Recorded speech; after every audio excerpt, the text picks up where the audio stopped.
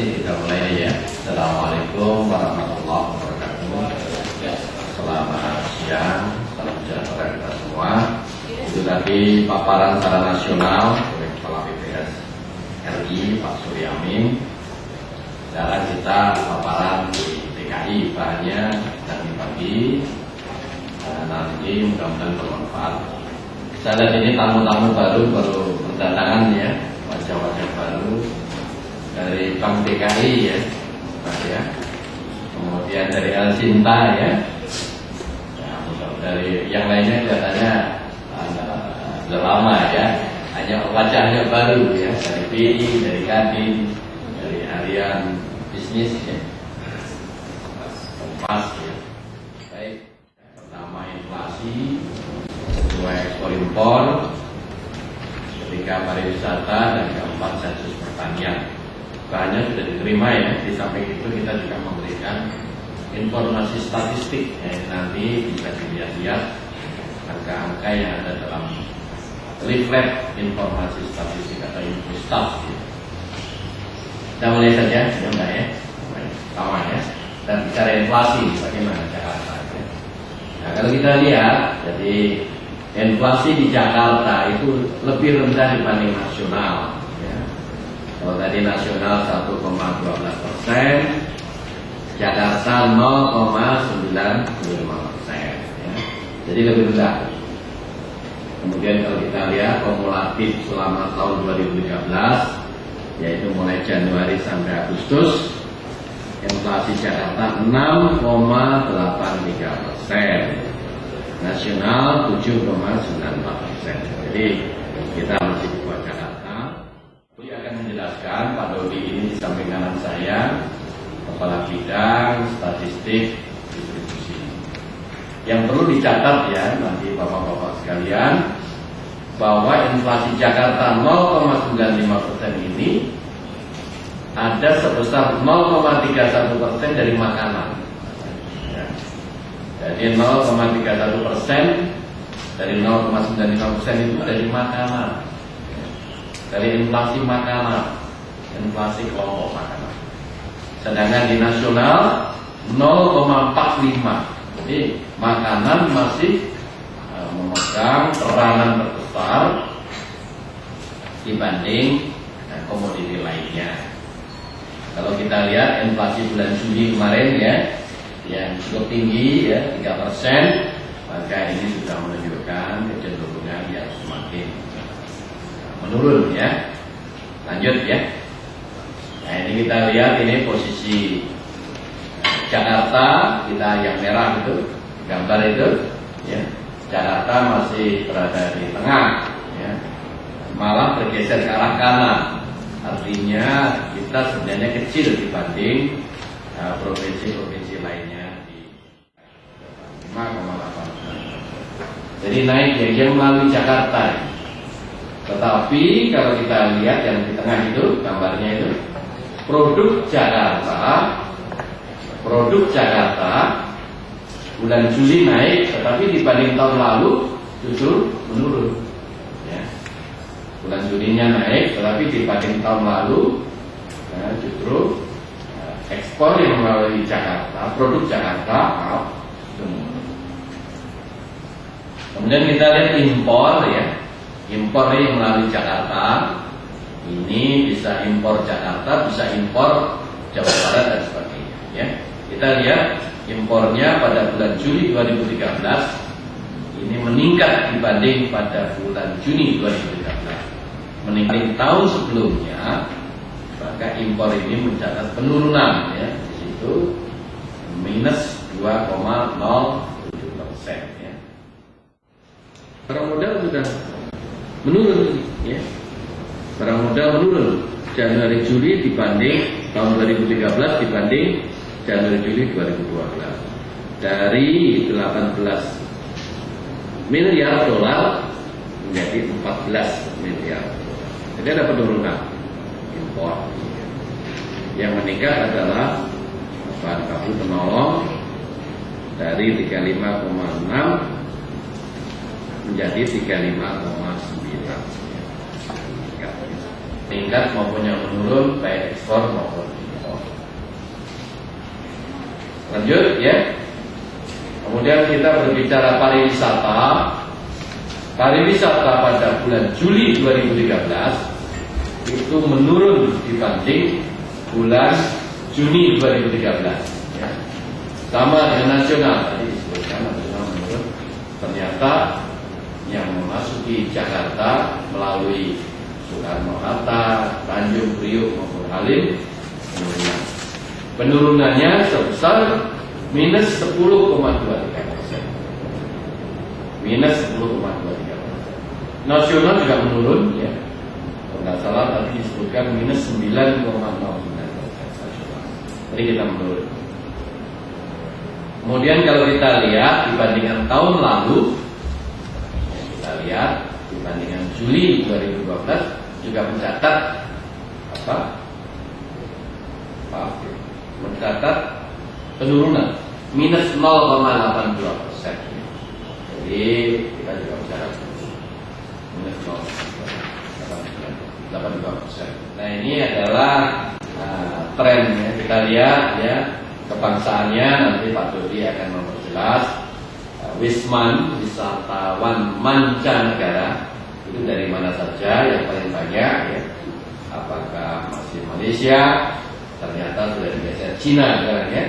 Cina, di situ Jepang, Malaysia, Singapura, dan seterusnya. Nanti kita lihat.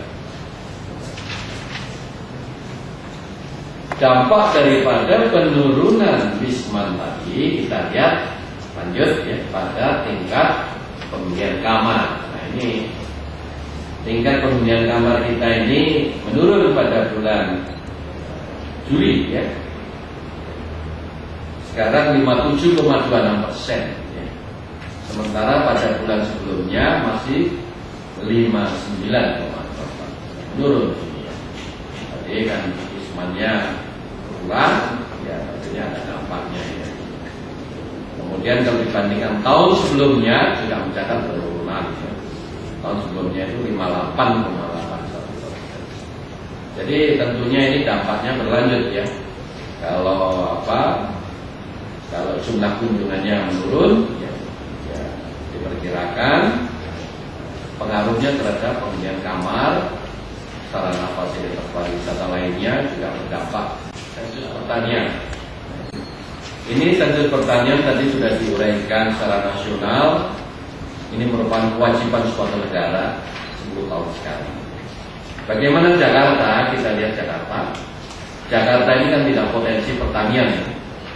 Ini jika dibandingkan tahun 2003, jumlah usaha rumah tangga pertanian turun 76%. Sekarang 12,287 rumah tangga, 12.000 ya. Sedangkan tahun 2003 masih 52.000.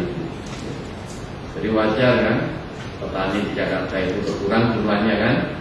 Tadi disampaikan ada transformasi dari ekonomi tradisional ke ekonomi modern. Jakarta ini lahannya semakin sempit, usaha pertanian tentunya tidak memungkinkan atau tidak bisa dilakukan semaksimal mungkin ya, sehingga jumlah rumah tangga pelaku usaha juga menunjukkan penurunan. Jumlah perusahaan pertanian tercatat 36 perusahaan. Nasional tadi 5.000 lebih. Nah, di Jakarta ini hanya 36 perusahaan. Dalam pengertian perusahaan ini berbadan hukum, ya. Berbadan hukum, legal perusahaan ini. Ya. Kemudian jumlah perusahaan tidak berbadan hukum atau bukan usaha rumah tangga sebanyak 26 unit. Nasional tadi 6.000 lebih, ya. Jadi ya memang di Jakarta juga tidak terlalu banyak kegiatan usaha pertanian yang tidak berbadan hukum. Sebaliknya untuk populasi sapi, kalau tadi nasional menurun, maka Jakarta mencatat populasi sapi sebanyak 4.997 ekor. Bahkan ada keunikan di Jakarta, kalau bapak-bapak pengen melihat para wartawan, satu-satunya di Indonesia ada kandang sapi bertingkat, yaitu di Jakarta Selatan. Nanti bisa ditengok ya, kandang sapinya bertingkat. berkaitan dengan inflasi. DKI Jakarta bulan Agustus 2013 mengalami peningkatan sebesar 0,95%. Sedangkan secara nasional tadi sudah disampaikan 1,12%, jadi masih di bawah inflasinya nasional. Dibandingkan bulan yang lalu juga itu jauh lebih rendah. Tapi kalau dibandingkan dengan bulan-bulan Agustus 2020 sebelumnya, ya ini cukup relatif tinggi.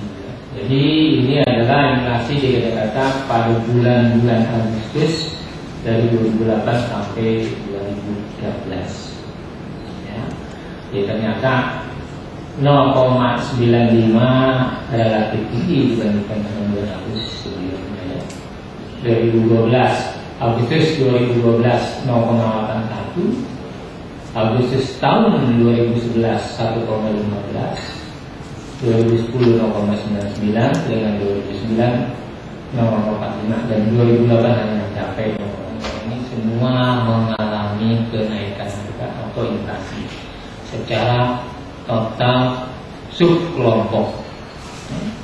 Tertinggi adalah dari subkelompok sandang, itu mencapai 2,59%, diikuti bahan makanan 1,00%, kemudian transport, komunikasi dan jasa keuangan 0,99%, makanan jadi, minuman, rokok dan tembakau 0,69%, kemudian kelompok pengarah perumahan, air listrik, gas dan bahan bakar 0,42%, kesehatan 0,25%, dan yang terakhir adalah kelompok pengeluaran pendidikan, rekreasi dan olahraga yang mencapai 0, ini ada 10 komoditi yang memberikan sumbangan inflasi yang cukup besar, antara lain itu adalah emas perhiasan, ya.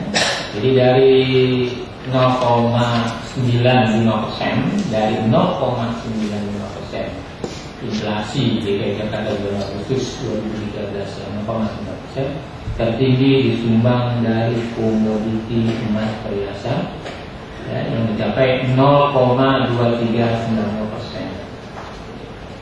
Jadi naik ya emas ya, menjadi ibu-ibu yang senang belanja emas. Ya. Kemudian diikuti oleh angkutan antar kota 0,1675%, tarif listrik 0,088%. Seperti yang kita ketahui, kenaikan tarif listrik ini kan per triwulan, ya. Per triwulan, sehingga ini dampaknya ini di Juli, dampaknya di Agustus, ya. Jadi ada kenaikan 0,0. Ya, kalau kita lihat menurut kawasan, ya, dari total ekspor produk DKI Jakarta menurut kawasan pada bulan Juli 2013, ya, yang mencapai 994,61 juta US dollar di 2013, itu terbesar adalah ke kawasan Asia, ya, yang mencapai 36,24% dari total ekspor produk DKI Jakarta pada bulan Juli 2013. Dan kalau kita lihat pertumbuhannya terhadap bulan lalu, juga dia mengalami peningkatan sebesar 8,3%. Kondisi perkembangan Wisma, ya, yang masuk ke Jakarta itu akibat dari bulan puasa. Itu nanti dapat ditunjukkan kalau kita lihat menurut kebangsaan. Ya. Next. Nah ini Bapak Ibu sekalian. Jadi yang tertinggi pada bulan Juli 2013 pertama adalah Cina, kedua Jepang, ketiga Malaysia, keempat Singapura, dan kelima Belanda. Kita lihat Malaysia nih sebenarnya ada pertumbuhan kurang yang pertumbuhannya ya. Kalau kita lihat pertumbuhannya yang kebangsaan Malaysia nih, walaupun dia posisi yang ketiga, ya, tertinggi yang ketiga, yang mencapai 17.834 kunjungan, itu justru mengalami turun yang cukup tajam. Itu mencapai minus 40,8. Selamat siang, salam sejahtera buat kita semua. Bagaimana dengan hasil sensus pertanian 2013 DKI Jakarta? Secara umum Pak Noto sudah sampaikan tadi, secara detail per wilayah akan kita sajikan. Nah, ini juga sudah disampaikan oleh BPS RI, jadi ada 3 ya. Pertama, sensus pertanian adalah amanah undang-undang, sehingga DKI Jakarta pun harus melakukan sensus pertanian 2013. Meliputi 6 subsektor: tanaman pangan, hortikultura, perkebunan, peternakan, perikanan, dan kehutanan, dan juga mengacu pada program FAO. Ya. Lanjut, sudah. Nah, tujuan utama dari sensus pertanian 2013 sebenarnya adalah mendapatkan populasi usaha pertanian, baik yang dilakukan oleh rumah tangga, perusahaan badan hukum maupun bukan perusahaan badan hukum, sehingga dengan didapatkan populasi itu diperoleh potret petani yang akurat, sehingga pemerintah dapat merumuskan kebijakan sektor petani yang lebih tepat sasaran dan terwujud kesejahteraan petani yang lebih baik ya. Kemudian juga untuk implementasi kebijakan ini tadi yang sudah disampaikan Pak Noto. Secara umum, secara DKI, terus kita lihat per wilayah. Coba tabel berikutnya. Ini penurunannya ya, 76,45% dari 52.178 rumah tangga usaha pertanian menjadi 12.287 rumah tangga usaha pertanian. Nah, ini kalau kita mau melihat menurut kabupaten kota ya, jadi kolom 3 itu adalah RTP adalah rumah tangga pertanian, kolom 4 perusahaan ya, tahun 2003, kemudian kolom 5 itu rumah tangga pertanian hasil 2013, kemudian kolom 6 adalah perusahaan hasil ST 2013 dan lainnya. Lainnya tadi yang bukan perusahaan badan hukum dan bukan rumah tangga pertanian. Tapi pada tahun 2003 lainnya ini tidak dicakup ya. Sehingga pertumbuhannya di kolom 8 ya, absolut maupun persen di kolom 9, dan pertumbuhan perusahaan absolut maupun persen di kolom 10 dan kolom 11. Kalau kita lihat di baris DKI Jakarta ya, dari 52.178 rumah tangga menjadi 12.287, sehingga secara absolut turun minus 39.891 atau secara persentase 10 tahun ya 76,45%. Kalau kita lihat per kabupaten kota, kita lihat di kolom 9 itu yang paling besar memang terjadi penurunan di Jakarta Pusat ya. Itulah gambaran secara umum untuk gambaran hasil ST per kabupaten dengan jumlah sapi dan kerbau di DKI Jakarta ya. Jadi secara umum memang dari informasi dinas terkait bahwa populasi jumlah sapi dan kerbau di Jakarta memang tidak bisa turun atau naik secara signifikan gitu. Emang dijaga aja populasinya sekitar segini gitu. Jadi yang dari tahun 2011 ada sejumlah 4.611 meningkat menjadi 499 gitu. Nah, yang tadi disampaikan Pak Noto benar, itu letaknya kalau apartemen sapi ya itu di Kelurahan Galparang di Mampang. Jadi memang kalau dari luar tidak kelihatan bahwa di dalam itu ada peternakan sapi kerbau. Dan setelah wawancara dengan pemiliknya, itu salah satu pemasok untuk sapi untuk presiden dan capres untuk Idul Adha.